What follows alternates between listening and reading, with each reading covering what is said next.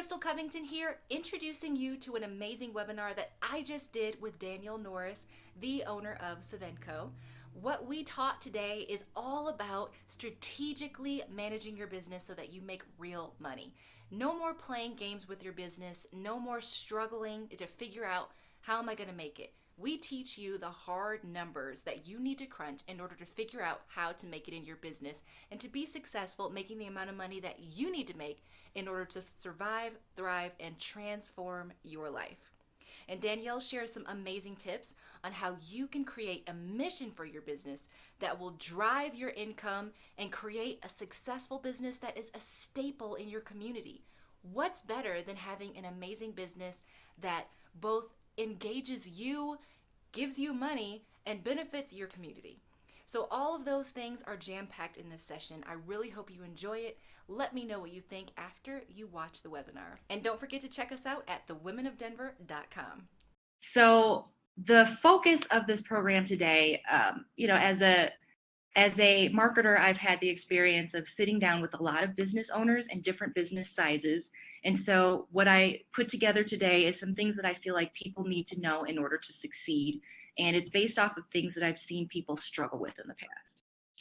So this program will include the basic calculations you need to be making to have a financially thriving business, how building a credible and influential brand will help your business grow even faster because it will help you to shorten the sales process, and the impact of a strong personal mission and tips for a mission-driven enterprise is going to come from Danielle.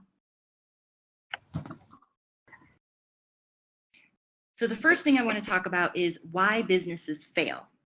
So one of the things we often hear is this quote that people talk about all the time, that 50% of small businesses fail within the first 5 years. The reason why those businesses are failing is not necessarily that they have a poor product, that they aren't doing business well as far as giving a great service, being great with production. It's not about what they're doing to provide for their customers. It's about how they're running their business and the strategy behind it. The biggest thing that causes business to fail are things like not having a financial plan, not knowing what you need to make in order to run your business, not knowing what it takes to succeed financially in your business, not tracking costs as far as accounting and finance. That's something that I struggled with in the past and one of the reasons why I failed, and not selling. So as a marketing consultant, I was running into a lot of people that would come to me and say, Crystal, I need help with my business. I'd say, okay, well, they say I need social media, and I would give them social media. They say I need some flyers, I give them flyers. And then what I started to realize is they'd say, okay, well, I have this awesome flyer and no one's buying. And what really was happening is that they didn't realize that they still needed to sell. You can't just pass someone a flyer. You can't just have social media posts. You actually have to ask people to buy your product or service in order to get that sale and bring in the revenue into your business.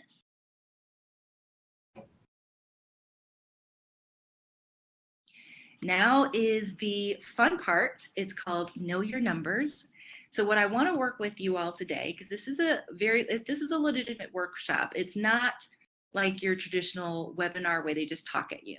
So what I want you all to do, I asked you to bring a pen and paper to the workshop. I want you to actually try to work through these numbers and figure out what you need for your business. And these are really basic. We'll go through it slowly so that you can start preparing the basic concepts you need to have in order to run a successful enterprise. All right, so the first thing I want you to do, and this is just your very baseline of your business, okay? How much money do you need to make in order to survive in your business? Now, I went through this exact same practice this December preparing for the year. And it's a very easy thing for you to do is to figure out the very basic amount of money that you need to make in order for your business to continue. If your primary income is your business, then what you'll need to do is figure out what is the base amount that you need to make in order to survive in life. How much money do you need to make in order to pay your bills and do nothing else? So write that number down on a piece of paper. And then you're going to need to calculate the approximate number of sales you need to make each month to reach that amount of money. So you'll estimate based on the average price of your product. So let's say your product or service is $50 usually.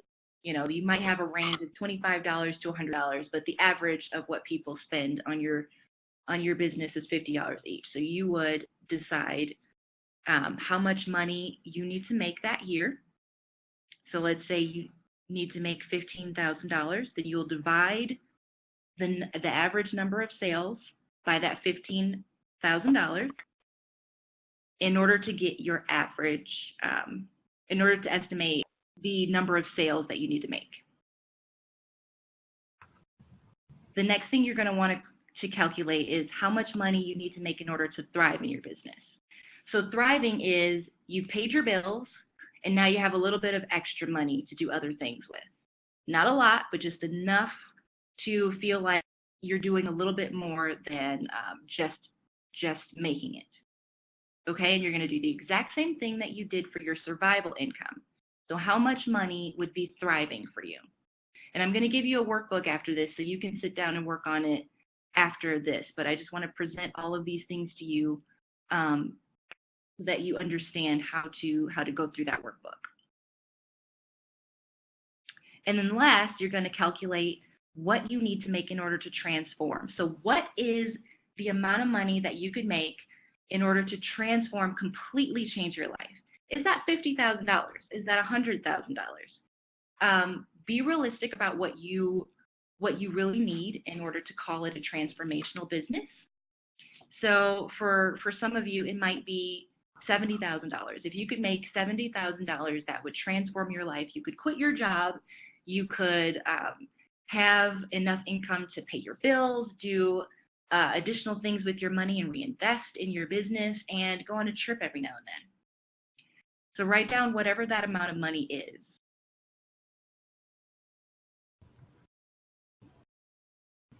And here's an example. So this example, a person named Sherry, she sells marketing packages. So the average price of Sherry's product as a marketing consultant is $600. Sherry may have $200 packages, she may have $1,000 packages, but when she looks at the average of what people spend on her, it's $600 each time she makes a sale. Now, in order to survive in her life, Sherry needs to make $15,000 a year. And for her, that's 25 sales per year, or 2 sales per month. To thrive, Sherry needs $35,000 a year. So that means she's paying her bills and she's got some extra to reinvest in her business and do a few other things. But she's not blowing it out of the water. And that's 59 sales for her at $600 each. And that's 5 sales per month. For her to transform her life, quit her job, have everything she needs, that's $55,000 for her. So at $600 per sale, she needs to make 91 sales the whole year and 8 sales every month during the year.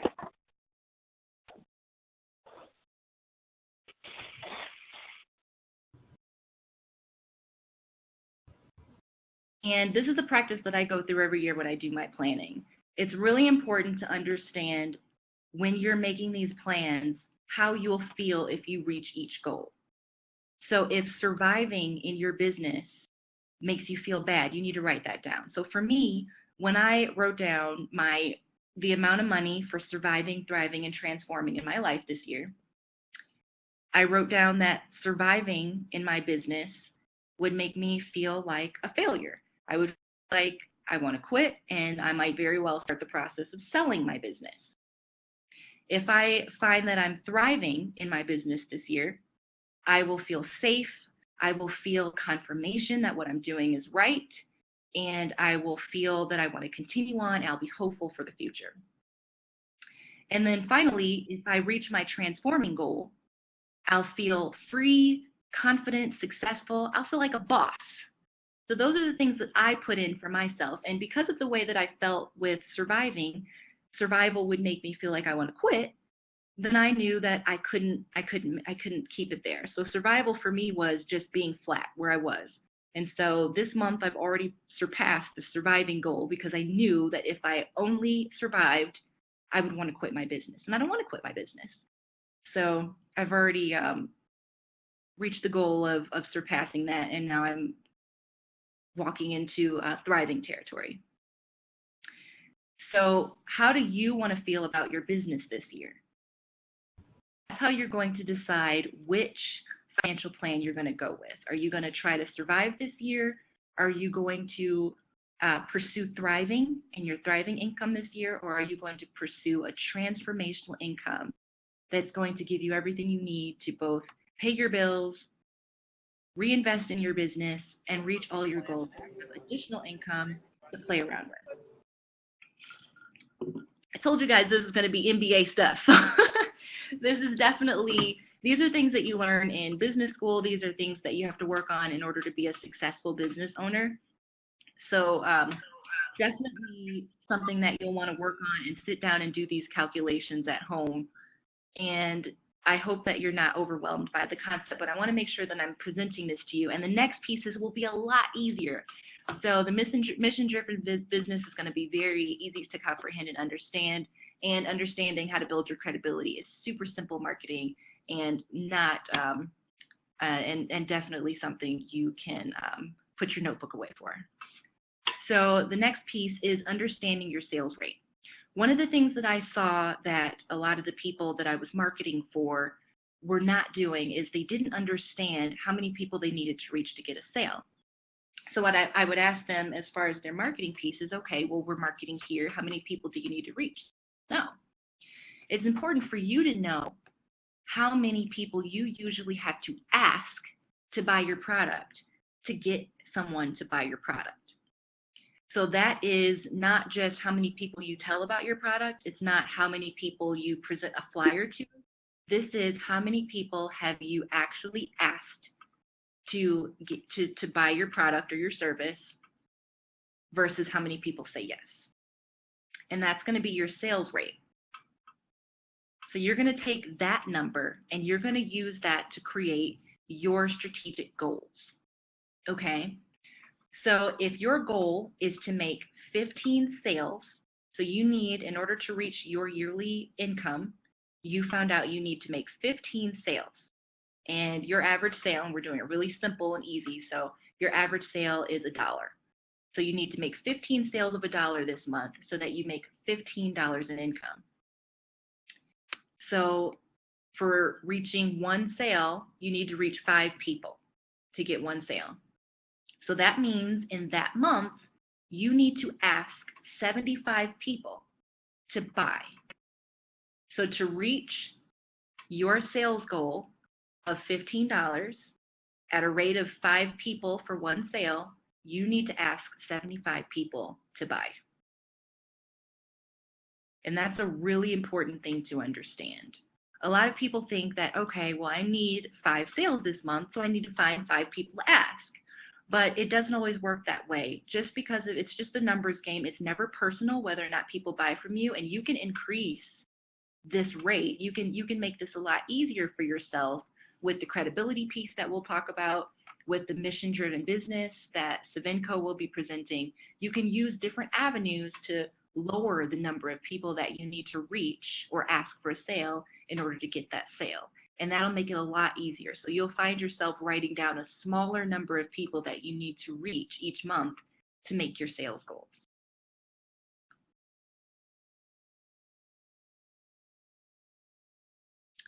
So next up, we're going to talk about the benefits of social enterprise. And this is going to be presented by Danielle Norris of Savenco. I'm going to pull up her presentation. All right, so you should see your slides up now. Hello, everybody. So we're going to talk a little bit about social enterprise or mission-driven business, and then also throw in a little bit of that business planning and great practices that Crystal began with. So again, I'm the CEO of a company called Savenco, And we help business leaders and companies grow and scale their business and their direct impact in making the world a better place. Go ahead and go to the next slide. This is me again. Please follow me on Twitter and email me if you have any questions. I love to chat and get more information about what everyone else is doing. A little bit on my educational background. I have my undergrad is in international business, and I have a MBA in entrepreneurship. I also have certifications in real estate, world trade, women's and ethnic studies, and political policy. So I'm very well versed, and this is a very well-rounded concept for a CEO, but don't feel that you need to go that strong. I'm also an academic addict is what I call myself. Go ahead and go to the next slide. So we're going to just piggyback off of Crystal and business planning. And within the first few years of your business, especially the first 18 months to 2 years, it's a little chaotic. And during that time, the biggest things to remember is you're going to be doing a ton of research and have a tiny plan, because that plan's going to change. But like this picture says, don't let this be you. And I love this picture because this talks about really understanding what the end in mind means. And when you start a business, you have to understand what your end goal is, not only in your business, but also what your end goal is in life, to make sure you're going in the right direction. Because you'll start building and you'll get to a point where you're just like they are, asking where, we should have built something else. Go ahead and go on to the next slide. So why is this important for social enterprise? Well, with a social enterprise or a mission-driven business, and for really a company that if you have plans to scale or grow fairly large, you have to have a very strong foundation and plan. And one of the items, as Crystal mentioned, is having your budget and understanding what your run rate is and what and within that budget, you need to make sure you're setting aside specific sets of funds for consulting, education, and self-awareness. What I've seen as women is they'll definitely go heavy on the education and self-awareness, but as many women like to do, we love to do everything on our own. And we don't actually put money aside for consultants that specialize. That is so important in those first few years. And it's a big differentiator between staying small and actually being able to scale. And then, of course, being successful. You really have to understand that you cannot do it alone. And you have to have a working business plan. Now, this is not the full 30-page business plan that you may be getting sold on. This is a small 2-page business plan that is going to change because your product, your services, and how you sell it will change, no doubt about it, as you get information and research from your target market. So in that, make sure your working business plan has a long-term vision and mission, along with your 12-month goals broken down into 3-month to-do lists and 1-month to-do lists to achieve those goals. So why is this important? And what's the next big step? And that is understanding your big why, or understanding your purpose and your mission. So in a purpose or a mission-driven business, you will need to really understand and be self-aware of what is important and what your overall purpose is, so that you can really connect that to the mission of the business. So we're talking a lot about mission-driven and purpose-driven business and what that really is. And the next slide, Crystal, will talk a little bit about that. So a social enterprise or a mission-driven business is a business that was created with a revenue-generating leg, but is there to solve social and environmental injustices. And those injustices are definitely related to usually a personal purpose or big why that's happened or you've experienced in your life, where you've gone and you said, I want to go conquer the world now, and I want to do it through this mission-driven business.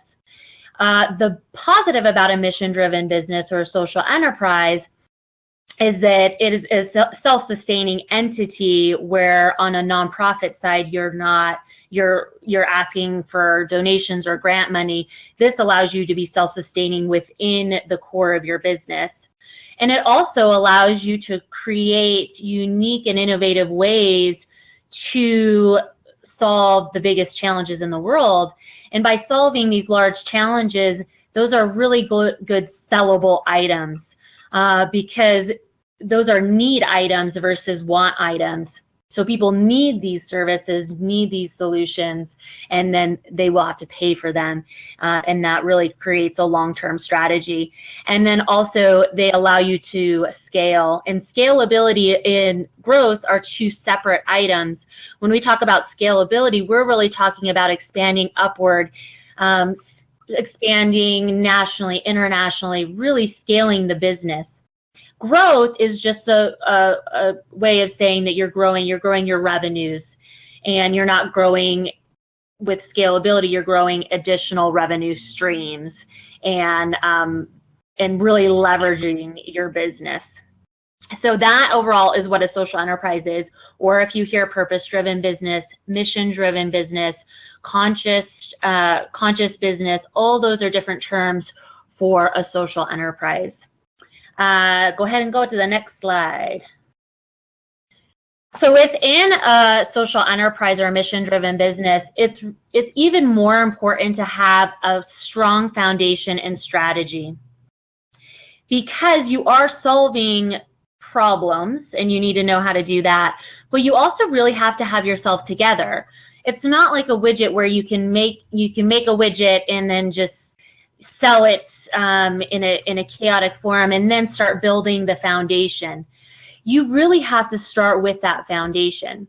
And each one of these categories that you need to understand are really things that you need to be diving into, having a plan, and researching and researching and researching, because you have to understand who your market is, what you're doing, and where you're going. So when you look at these 8 categories, this is a framework that we use within our company. But within this framework, each one of these categories, understanding your purpose and creating the culture of what your company looks like, that's important even for the sole entrepreneur who is going in. You have to really define what your culture is going to be, the culture of your clients coming in, how you want the world to view you and your business. You have to really have your governance together. That's your risk mitigation, your policies and procedures, your systems and processes.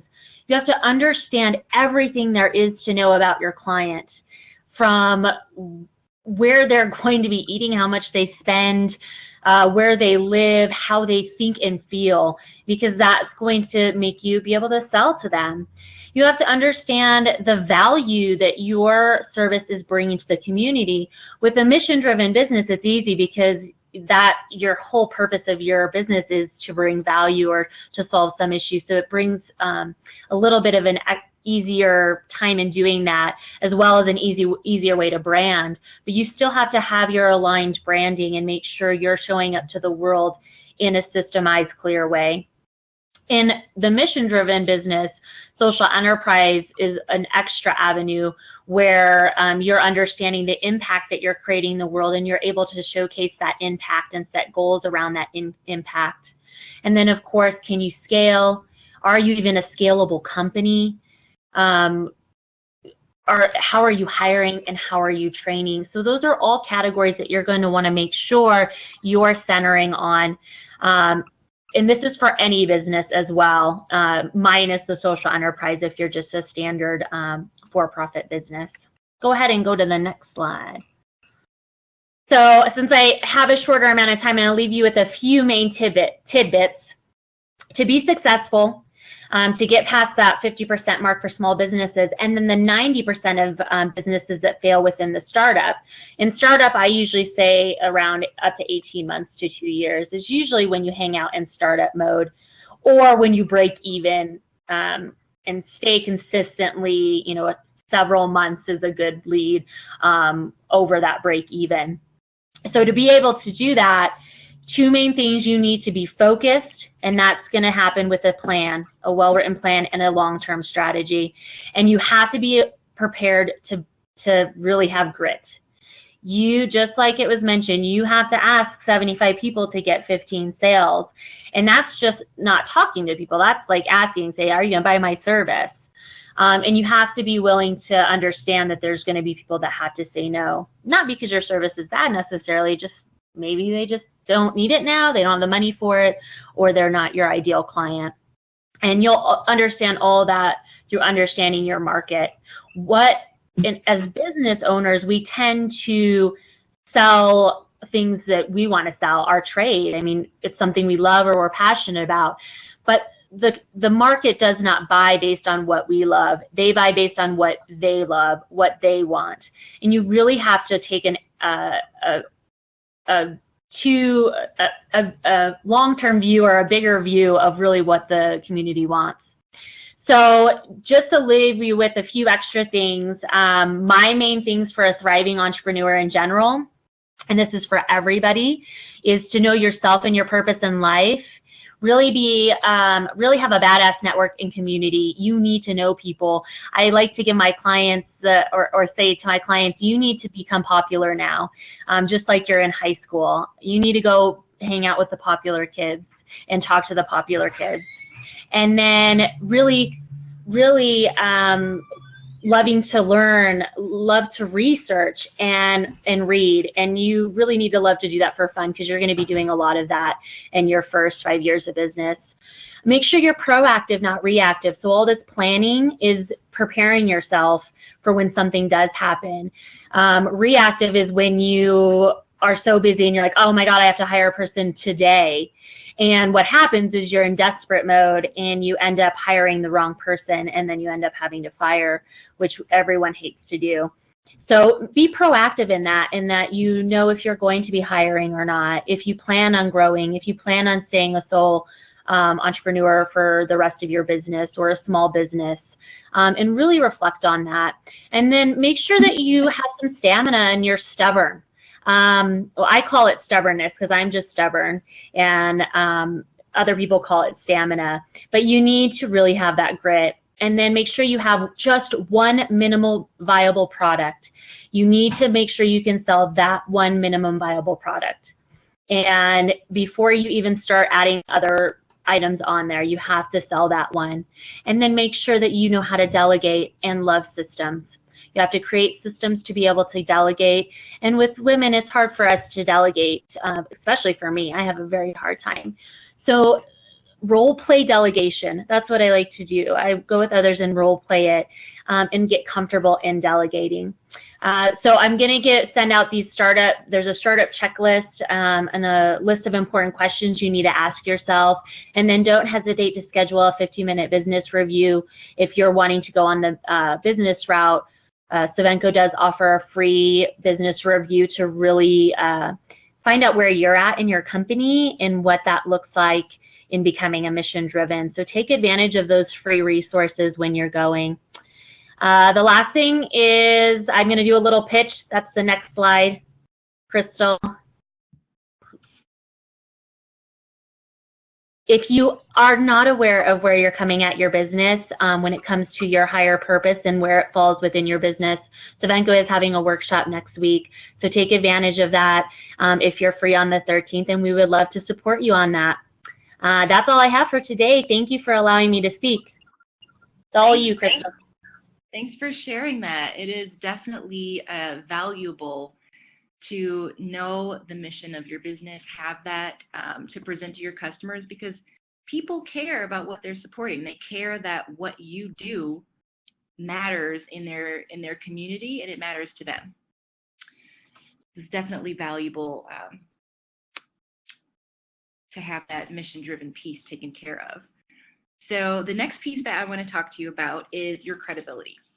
So credibility is like your marketing. It's your resume, your branding, anything that represents your company and tells people that you are the one that they should choose in order to take care of the need that they're serving. So when people buy from you, it's to solve a problem, to meet a need, even if it's jewelry. They have a need, they want some jewelry, they want to feel beautiful, they want to look great, and that jewelry solves that problem. So you want to be the credible expert at solving that problem for them. When people know that you are the expert and they trust you as a thought leader, it makes it so much easier to get the sale.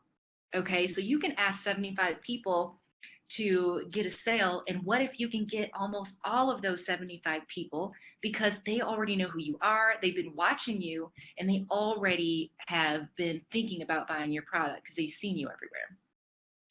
This is what I teach. I actually have a book. I didn't put anything in the presentation about it, but I just realized I should share with you. I have a book called The 4 Keys to Influence that shares a lot of this stuff and how to kind of build yourself as the credible expert through your personal body language, the way you present yourself, the way that you show up as an authority in your field, and by getting in front of your customers, your audience, on a regular basis.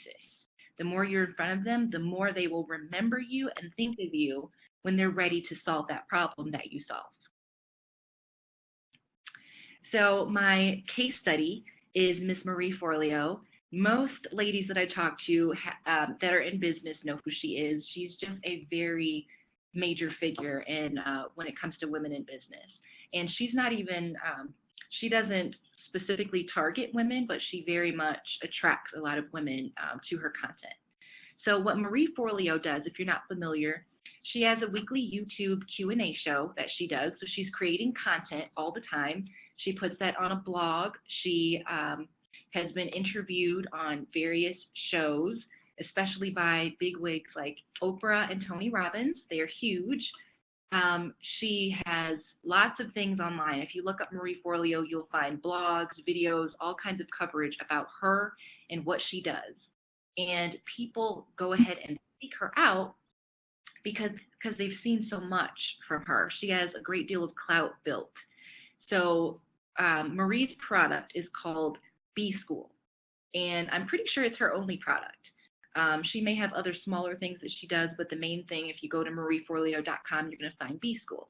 And she only opens it up a few times a year. I think she opens it up once a quarter like a college. And she does one big launch where she invites people with the ask. She asks people to buy B-School and join in. It's an online program where you can learn basically everything you need to know for business. And people are easily and quickly buying from her. I know several women who have bought her course because of the fact that they've already been watching her. They've seen from her that she knows what she's talking about. She is a thought leader, and she has built the credibility that attracts them to go ahead and make that purchase. If it's right for them at the moment, they will buy. One of the things that often stops people is not having that credibility. So if you haven't built that up yet for your customers, even if they might need the product at the moment, they're not sure about you. So they might tell you no, and that no really means I'm not comfortable with you yet. I don't trust you yet. And you want to get over that hump and that barrier. So our Women of Denver program is something that I've created to help women to get over that barrier. And this program can help you. Everybody on this call should be a business owner, but even if you are on this call because you want to start a business, all of this can help you as well. And the program is also great for people who want to become thought leaders in their corporate career as well. Women of Denver is built to help women build their credibility. So the goal of that is to reach your financial goals. And here's how we do that as soon as the slide switches. So one of the things we do is we give you the forum to produce and share workshops. So we have a really great, easy workshop program that you can replicate. And so it teaches you how to create, you can create icebreakers. It teaches you how to build your activities. And I give a little bit of extra coaching to help people to figure out how to create a great program for themselves. We have day workshops and evening discussions and lots of other opportunities. Danielle is actually a member of Women of Denver, and we have lots of opportunities that we build to give you the chance to showcase your expertise. So this is all built into the program, is teaching those workshops. And then when people teach workshops, we do a video. We get video clips of you teaching, video clips of people responding and how awesome you did.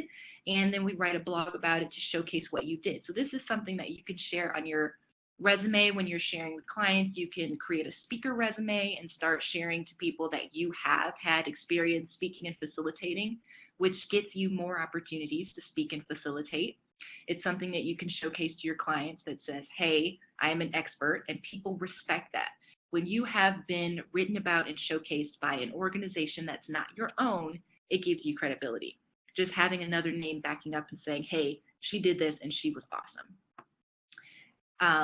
We also have a culture within our group that helps women to get testimonials. So after you teach a workshop, women will also often go and they'll either email you or they'll add it to the Meetup site that we use. They'll just add little comments that say, you did an amazing job. I love how much information you shared. Here's one right up here on the slide that says, Helene was great and gave really valuable information. I'm looking forward to defining and implementing my social strategy further. And that was a testimonial that one of our members gave on the Meetup site. And those are really beneficial. You can put those on your website. You can share them on social media. You can use them in your brochures and branding, everything that you need in order to show your customers that they can trust you and that they should buy from you.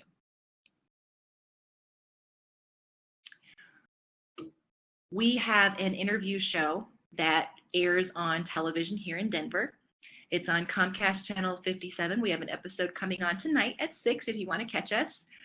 You can be interviewed on our show. As a member, you have the ability to apply to be an interviewee. And what this does for you is max credibility.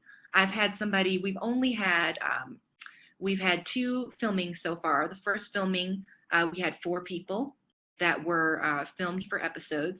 And one of the first interviewees came to me the other day and said, Crystal, I just got an amazing opportunity because someone found me through the show. So someone watched the show. She said that they contacted her because we give website links and we give information of where to find you. And that person has now hired her for a gig because she was seen on this show and she was viewed as being credible. And she shared some really amazing information about leadership. And this is something that we can do for you through your ability to be in this very great exposure generating opportunity. And our community is just awesome. I mean, the main #1 reason you need to be here is because this is a community of women supporting each other, giving each other recommendations, referrals, testimonials, and just generally uplifting each other to help each other to succeed. We all are here because we want to build something. We want to make a greater impact in the world. We want to make more money in our lives. We want to have stronger, just amazing careers. And this group of women is a great place to get all of that, to help each other, support each other to get all of that. Everybody's ambitious, everybody's collaborative, everybody's supportive, and being around a lot of people like that is what helps you to get the opportunities that you need in order to build that business up. Okay, and there's a lot of training that we have available, a lot of opportunities like this webinar and like other opportunities that we'll have that will help to teach you, because even networking and collaborating, that's a skill. So we'll be doing a lot to teach you how to take advantage of those opportunities, how to build collaborative partnerships, how to build relationships that lead to easier sales, more sales for yourself. So I want to leave you with this, okay? Starting a business is the bravest thing that you can possibly do. You, in the fact that you have already done this, you are amazing. You are one of a very small group of people that are brave enough to go off on their own. A job is amazing. A career in a corporate world is amazing. And you have a lot of reach, but starting a business is special. And it's something that only you can do because you put your heart and soul in it. You put a little bit of who you are and your value into it, which is very, very, very valuable. So I want to commend you on being a business owner.